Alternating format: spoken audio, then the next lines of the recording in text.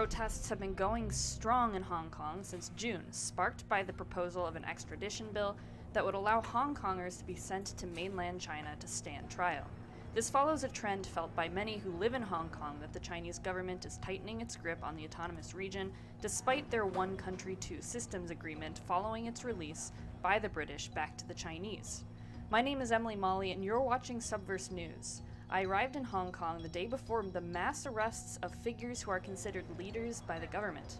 Among those arrested were Joshua Wong and Agnes Chow, who are key members in the pro-democracy political party Demosisto. They were arrested on charges relating to a demonstration back in June, but many felt this move was a warning to protesters. On Friday night, 3 peaceful protests were scheduled right next to each other in central Hong Kong Island. This included a demonstration against the use of tear gas due to the harmful effects on pets, a religious gathering, Pray for Hong Kong, Pray for Peace, and a demonstration at the Cenotaph Memorial commemorating the 74th anniversary of Hong Kong's liberation from Japan during World War II. At the Cenotaph, demonstrators stood silently for a very long time, some covering their right eye, a gesture evoking the young woman whose eye was injured during clashes with police and has become a symbol since. On top of the Friday arrests, the massive rally planned for Saturday was banned as police refused to issue the letter of no objection needed to hold the rally legally, citing violence at previous demonstrations. That didn't really deter anyone, though.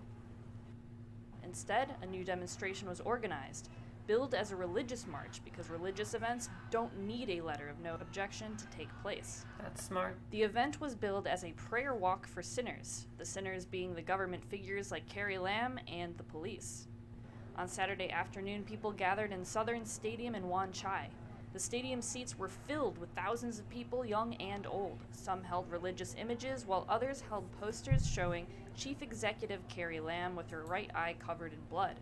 I spoke to a few people before the march about why they were protesting. We want to show the world what the government has done to us, and that's why we're here. And second one is the 5 main requests, and one of them are the independence investigation among the police. And that requests are only targeted at a specific date, like 12th of June. But there's a lot of abuse of violence among other protests.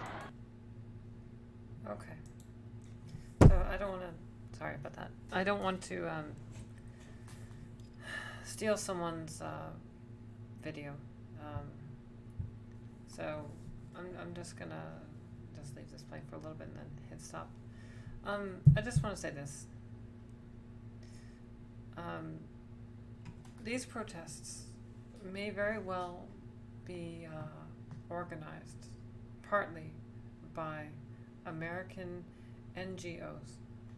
That's a non-governmental organization. Now, our NGOs are all over the world. And while they aren't governmental, which is to say they aren't part of our government, they are certainly used by our government to push American ideology. And why do they do that? Partly because people believe in it, but also partly because it creates a cultural wedge that potentially can give America a bit of a foothold in a given region. Now, Russia has flat out banned American NGOs, and I think some others as well, because they know the danger that they possess. Well, I'm pretty sure that our NGOs are present there in Hong Kong, and we do stand to gain from this. And my biggest concern right now is that our role in this, and it could be like a CIA or some other, like CIA, DIA, or some other international intelligence community working together to sort of put a foothold, just get some kind of foot in the door, essentially at China's back door. We did try this during the Free Tibet scandal. If you remember in 2008, we tried to use what was going on in Tibet, which had a media blackout. We tried to use this, and when I say we, I mean actually Western countries, but in most especially the US.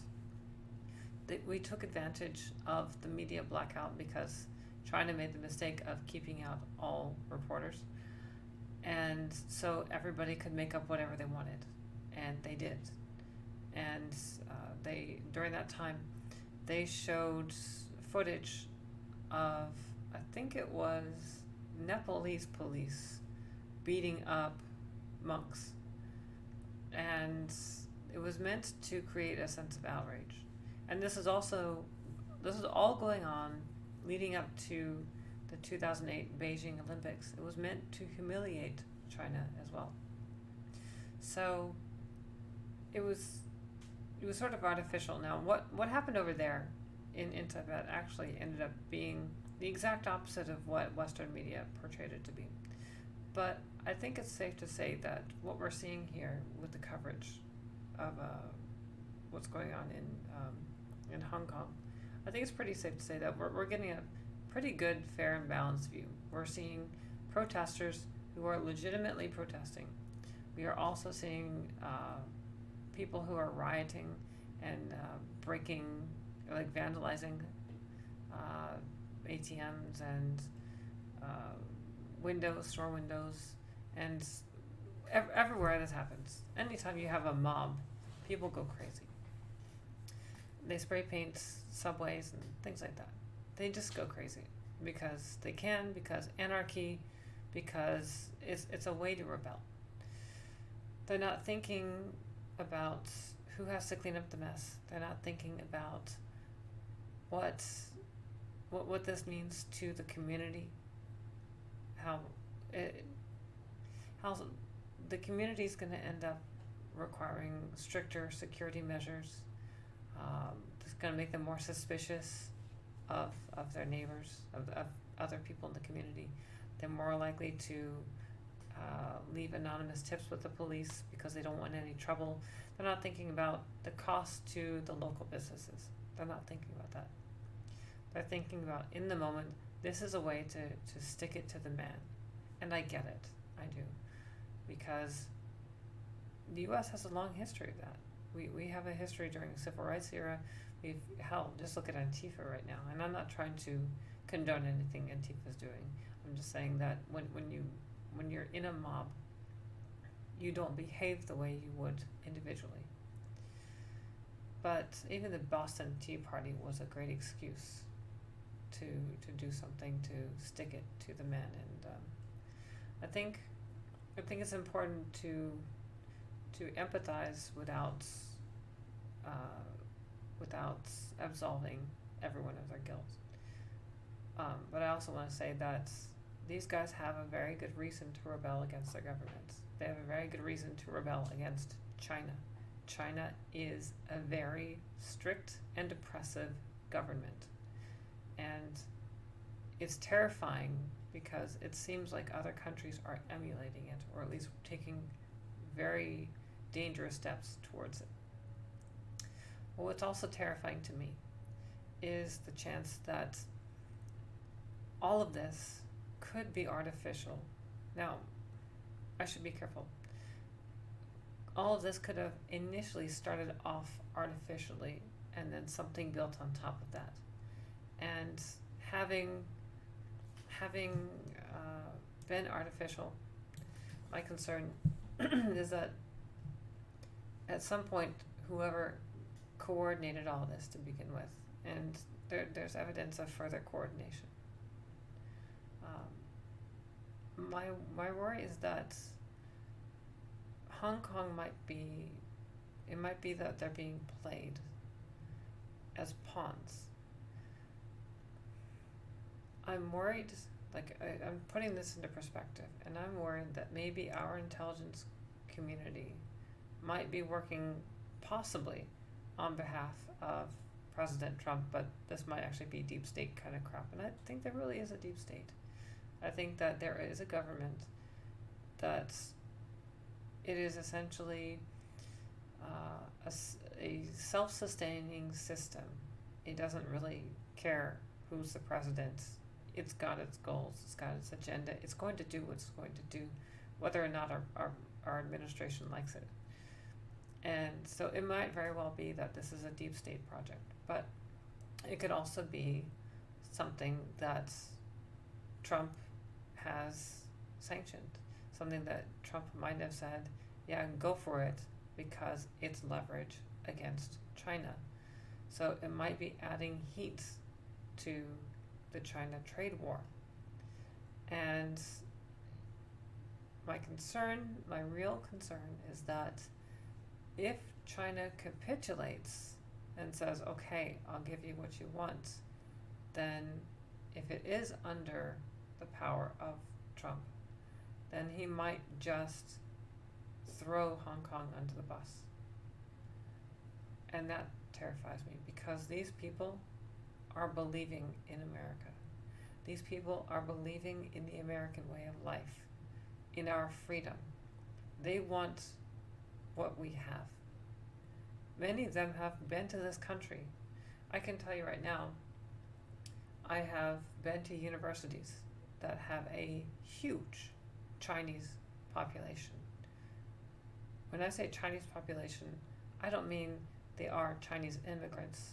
I mean they're from China and they're going back to China, and so they're well educated, but they've spent a great amount of time here, at least 4 years, right? So they've known what freedom feels like, what it tastes like, and they're probably taking some of that back with them. So if they're coming from Hong Kong, then I have no doubt that some of what we are has rubbed off on them. But it might also be that they've been radicalized while over here, and perhaps not accidentally. It might be that others in this country have put them up to it for very particular purposes. So like I said, it could end up being a deep state thing, or it could be Donald Trump using Hong Kong as leverage. And if it is, and if he does end up throwing them under the bus, then I think the only thing we can do from there is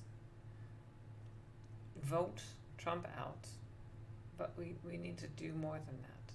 We need to hold everyone in his administration accountable, and that is to include the Justice Department and to include our Intelligence Committee, which I think we need. If this goes away, I think it's going to go, which it might. We need to purge the system. We need to flush the lines.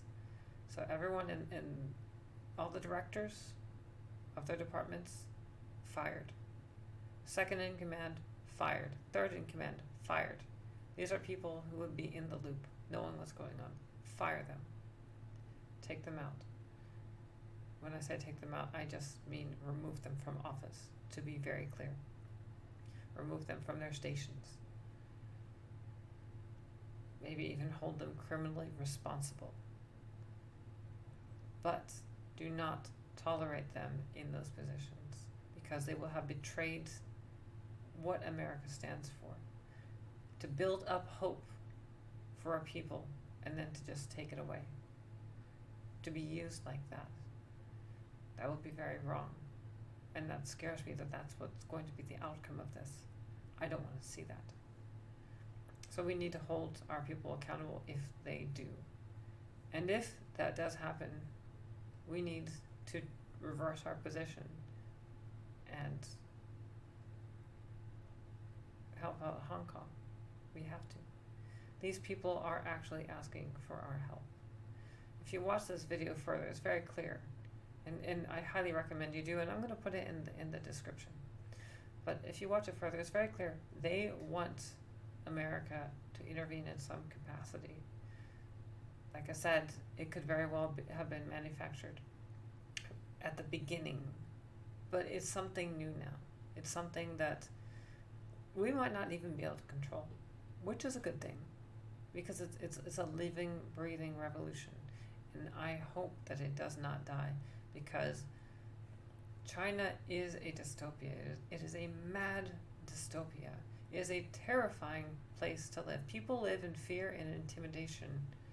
If you know anything about what their government is like, just living in I'm not even exaggerating here. If you put the wrong thing, the wrong objects in the wrong recycling compartments, there's a camera that will actually read your face, identify you, and that will affect your credit score. People are literally intimidated into doing essentially the right thing. So no room for mistakes. That is oppression. That is truly oppression. China is an oppressive state. It controls its people through fear and intimidation. And so these people in Hong Kong, they have hope. They've got a fire burning right now. And I don't want to see it go out. I would love to see it spread throughout China. That would be great. If the Chinese people were truly free and took back their country, that would be awesome. I digress.